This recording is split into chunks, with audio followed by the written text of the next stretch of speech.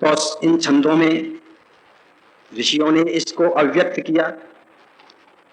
दुर्भाग्य ये है कि वेदवाणी को इसी सूक्त में कहा है, उतत्वा पश्यन् न ददर्श वाचम उतत्वा शृण्वन् न शृणोत्येनाम उतोत्वस्मै तन्वं विशस्ते जायेव पत्ये उशति सुवासा। बहुत से तो व्यक्ति पश्यन् देखते हुए भी न ददर्श वाचम, इस वाणी के दर्शन ही नहीं कर पाते। भगवान ने आंखें दी हैं, लेकिन बहुत से ऐसे व्यक्ति मिल जाएंगे आज भी जिन्होंने इस वेद के दर्शन भी नहीं किए होंगे। यहां तो रखे हैं, आप देख लो, कम से कम वेदों के दर्शन तो कर लो। नहीं तो बहुतों कहते हैं हमने तो वेद देखे ही नहीं है, क्या चीज है। उतत्वा पश्यन् न ददर्श वाचम, और दूसरे ढंग के और भी व्यक्ति होते हैं, उतत्वा शृण्वन् न शृणोत्येनाम, बहुत से सुनते हुए भी इसे नहीं सुन पाते हैं। ऐसे भी बड़े हैं, सुनते तो हैं वेद को, वेद के ज्ञान को भी सुनते हैं, लेकिन अपने जीवन में उसे नहीं लाते हैं, व्यवहार में नहीं लाते हैं। तो उनका सुनना जो है वो व्यर्थ गया, अलीकम व्यर्थ।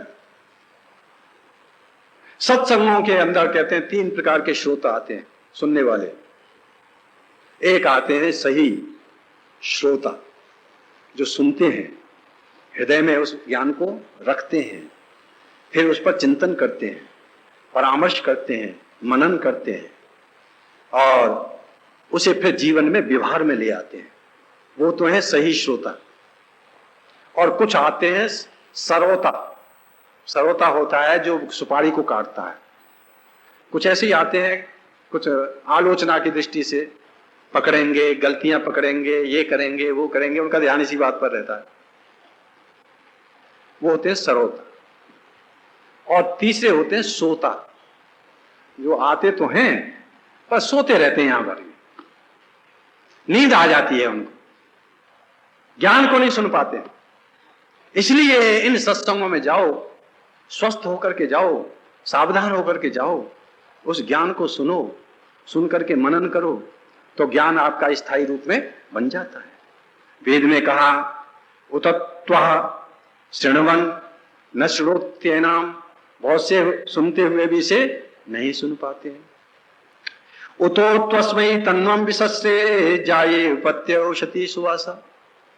और बहुतों के लिए तो वेदवाणी अपने को खोल कर रख देती है, लो ये ज्ञान का सागर है, तुम जितना इसमें से चुनना चाहो मोती चुन लो, मैं तुम्हारे लिए हूं। उनके लिए वेद सारे ज्ञान को खोल कर रख देता है। बड़े बड़े विद्वानों ने अपने जीवन में एक ही बात कही है। मैक्स मूलर ने भी यही बात कही थी, हम तो वेद रूपी सागर के किनारे अभी तक छोटी छोटी कंकड़ियां ही बीन रहे हैं, इसके अंदर हमने गोता कहां पूरा लगाया है।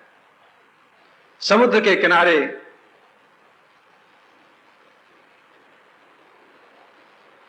कबीरदास जी बैठे हुए थे, और बैठ करके एक उन्होंने साखी बनाई।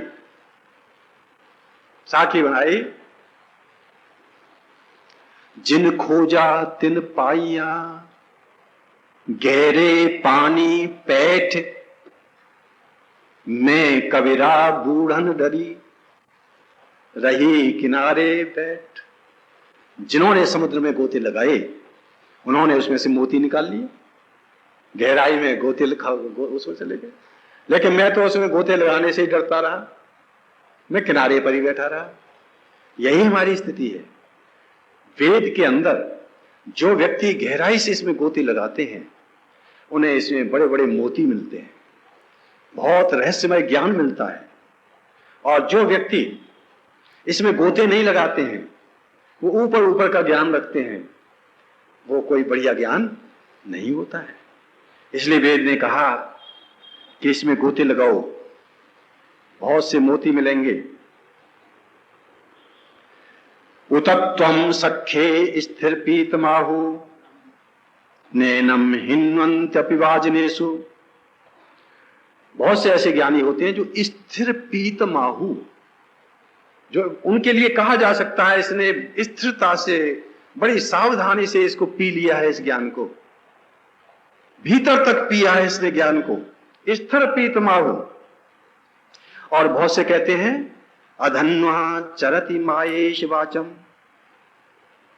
बहुतों के लिए तो वो अधन्वा चरति, वो व्यर्थ में ही वो इससे फायदा नहीं उठा पाते हैं। एक धेनु होती है गाय जो हमें दूध देती है, और एक गाय ऐसी होती है जो बंध्या गाय होती है जो दूध नहीं देती है, बांझ होती है। तो कहते हैं बहुतों के लिए तो ये वेद दूध देने वाली गाय बन जाती है, और बहुतों के लिए ये बंध्या गाय बन जाती है।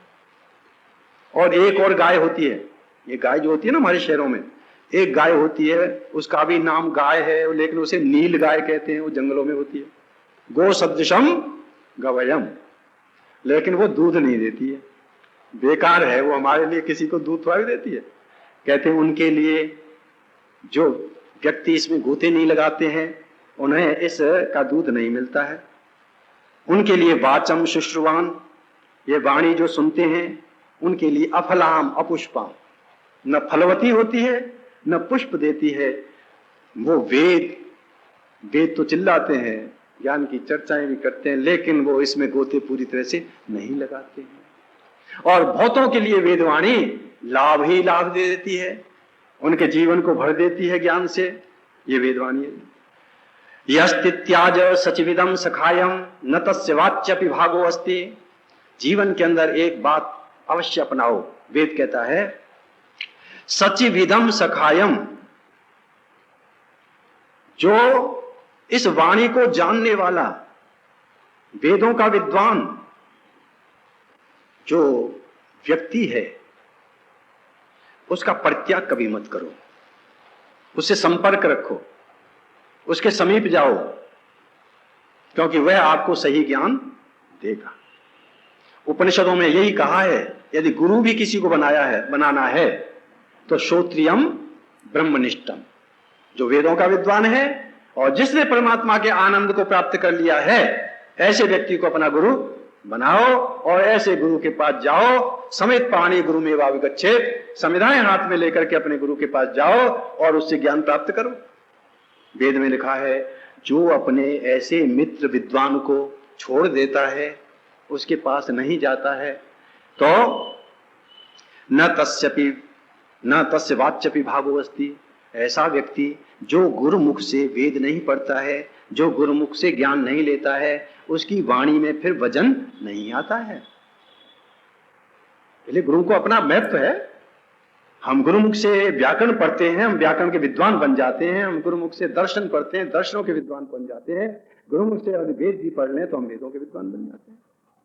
इन्हें वेदों का अर्थ करने वाले कभी कभी अनर्थ भी कर जाते हैं। वो जो गुरुमुख से नहीं पढ़े, सही रूप में विद्या नहीं ली वेदों की, तो वो वेदों के शब्दों का अनर्थ कर जाते हैं। बड़ा अनर्थ हुआ है हमारे देश के अंदर। और ऐसे भाष्यकारों ने वेदों का अनर्थ किया है, महीधर ने किया है, उब्बट ने किया है, सांड ने भी किया है, वेदों का अनर्थ कर गए। कैसा अनर्थ कर गए हैं? जैसे यजुर्वेद का एक मंत्र है जो इस पाठ में आया है, जो हम पाठ कर रहे हैं, वहां एक मंत्र आता है, वाचम ते शुंधामि श्रोत्रम ते शुंधामि मैढ्रम ते शुंधामि, ये वाक्य आ रहे हैं। और इस मंत्र का अंतिम भाग है चरित्रांस्ते शुंधामि। इसका अर्थ कर डाला महीधर ने। पता है क्या अर्थ किया है? कि यज्ञ के समय बकरा पकड़ लेते थे और पकड़ करके उसके सबसे पहले उसकी जीभ काट करके यज्ञ में डालते थे और बोलते थे वाचम ते शुंधामि, तेरी वाणी को हम शुद्ध कर रहे हैं। फिर कान काटते थे और यज्ञ में डालते थे श्रोत्रम ते शुंधामि। फिर उसके अंग, नीचे के अंगों को काटते थे, मेढ्रम ते शुंधामि कहते थे। और फिर पैरों को काटते थे, चरित्रांस्ते शुंधामि, चरित्र अर्थ पैर लगा रहे हैं वो। महर्षि ध्यान ने कहा अरे ये तो अनर्थ कर डाला इसने। वेदों का सही अर्थ तो तब हो सकता है जब पहले उस मंत्र के ऊपर जो मंत्र का देवता है, पहले उस देवता को देखो। देवता का मंत्र मतलब क्या होता है? जो मंत्र का अर्थ है वो उस मंत्र का देवता होता है, वेद में ऊपर लिखा होता है। तो कहते हैं उसको देखो, और इस मंत्र का जो देवता है वहां लिखा हुआ विद्वान, देख लेना जो मैं मंत्र बोल रहा हूं। तो महर्षि ने कहा अरे ये तो विद्वान इसका देवता है, इसमें तो विद्वान कह रहा है। क्या कह रहा है? अरे ब्रह्मचारी, तू मेरे गुरुकुल में आया है, मैं वेदों की वाणी तुझे पढ़ा करके वाचम ते शुद्धामि, वेदों का उच्चारण करा के तेरी वाणी को शुद्ध करूंगा। तुझे वेदों की वाणी सुना करके तेरे श्रोत्रम शुद्धामि, तेरे कानों को मैं शुद्ध करूंगा, और यहां रह करके तेरे चरित्र को, करेक्टर को मैं बनाऊंगा। चरित्रांस्ते शुद्धामि, सही अर्थ तो ये है, बताइए।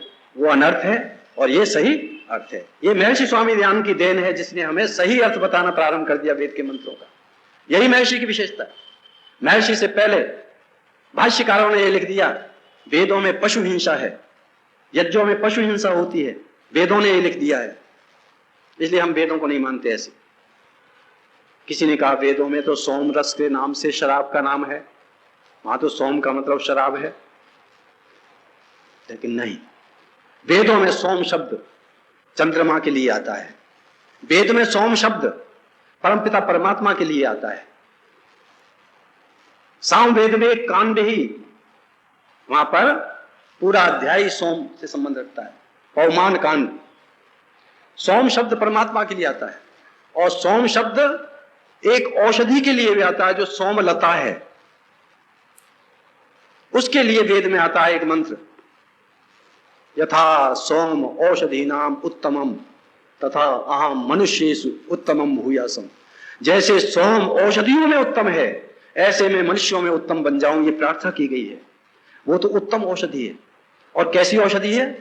सोम जनिता मतीनाम, सोम वह औषधि है जो मतीनाम जनिता, जो बुद्धि को बढ़ाती है, बुद्धि की वृद्धि करती है, ऐसी औषधि है। इसकी खोज हो रही है, हुई है।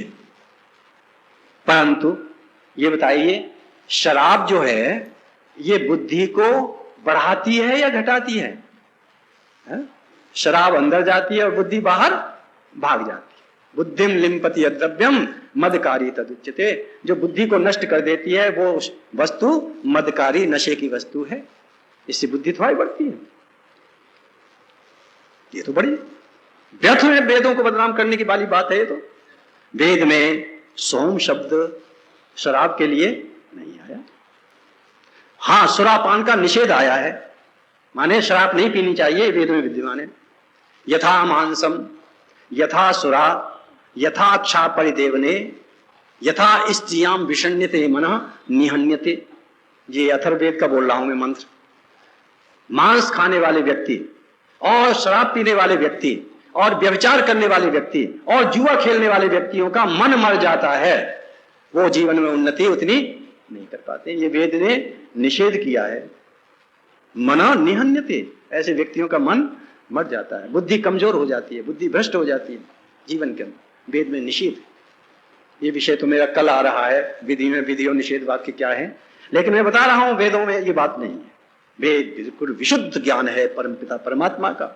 वेद की हिंसा हिंसा न भवति, ऐसा शब्द कह करके कहा वेदों में जो हिंसा लिखी है वो हिंसा नहीं होती है। वो पता क्या है? वेदों में लिखा है कि जो दुष्ट पशु है, यदि कोई जो आपकी हानि कर रहा है, आपके खेतों का विनाश कर रहा है, ऐसे दुष्ट पशु को मार सकते हो।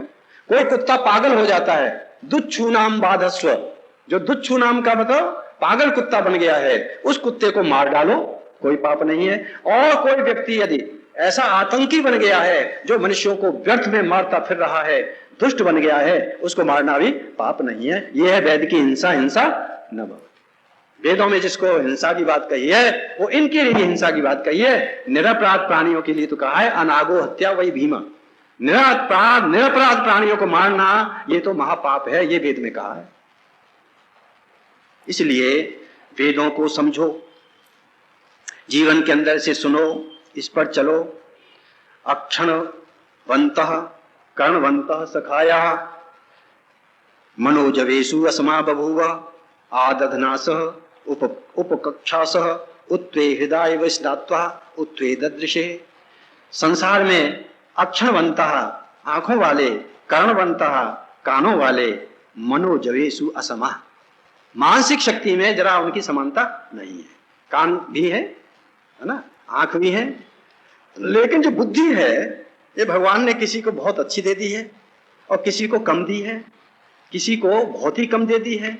इसमें असमा बभूव, वेद कहता है इसमें समानता व्यक्ति की नहीं है। इसलिए कोई कोई तो व्यक्ति आददनास, वेद में गर्दन तक जैसे पानी में गोता लगाता है कोई, आददनाच ददनास, ये ददनच प्रत्यय ये जो लगता है ये माप में लगता है, माप में आदम में ददनच। तो बहुत से तो गले तक खूब गोते लगाते हैं जैसे पानी में, और कुछ यहीं तक घुस पाते हैं पानी के अंदर, है ना, कुछ घुटनों तक ही घुस पाते हैं पानी में, डरते हैं। तो कहते हैं ये अंतर तो रहता है। कुछ लोग वेदों का थोड़ा सा ज्ञान प्राप्त करते हैं, कुछ उससे ज्यादा ज्ञान प्राप्त करते हैं, और कुछ पूरी तरह से उसमें गोता पूरी तरह से लगा लेते हैं। ये तो अंतर रहता है। लेकिन खूब तरह स्नान तो करो, कम से कम थोड़ा बहुत ही स्नान करो, जीवन के अंदर इस ज्ञान के सागर में गोते तो लगाओ, ये तो अभ्यास करो जीवन के अंदर।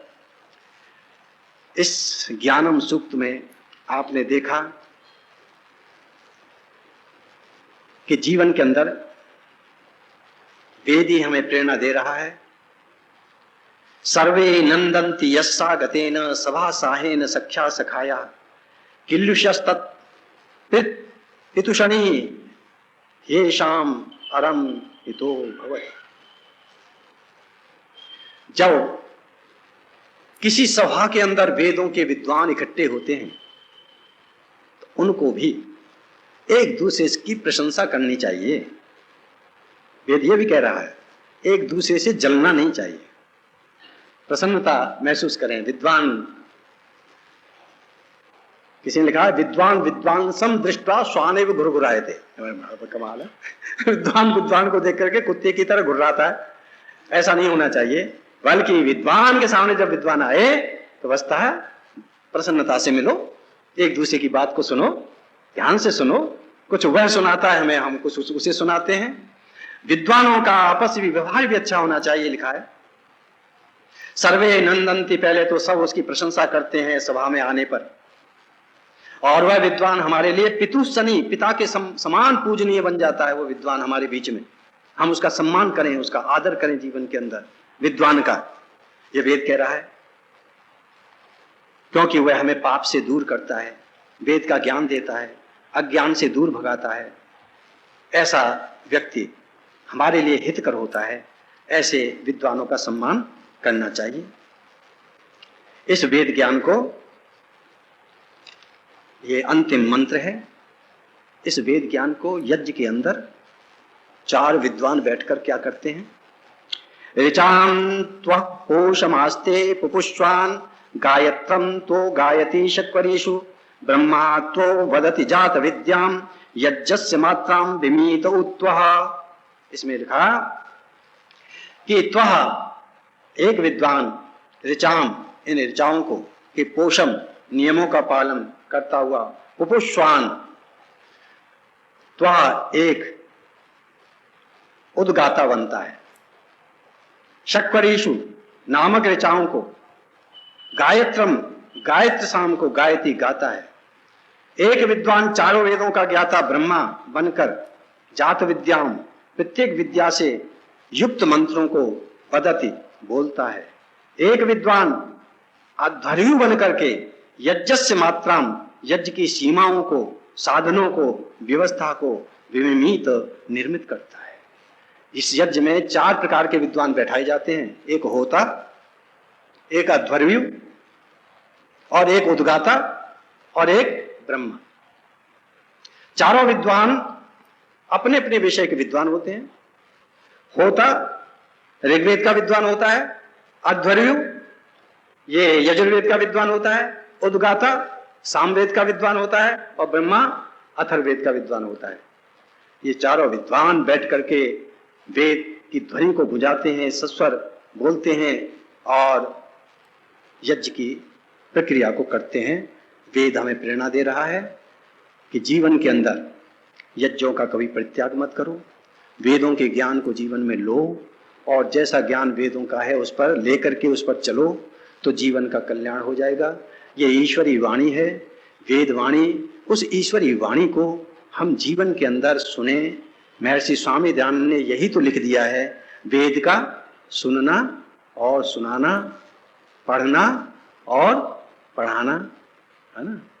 इसके साथ एक शब्द और जोड़ लो, इस पर चलना और दूसरों को चलाना हम सबका परम धर्म है। इतना कहकर के सायंकालिक प्रवचन को मैं विराम देता हूं। आपका धन्यवाद करता हूं और सायंकाल की कथा का जो क्रम है यह समाप्त होता है। आप सबने ध्यान से सुना, आपका धन्यवाद। कल का प्रवचन प्रातःकाल का वो विशेष रूप में होगा यज्ञ के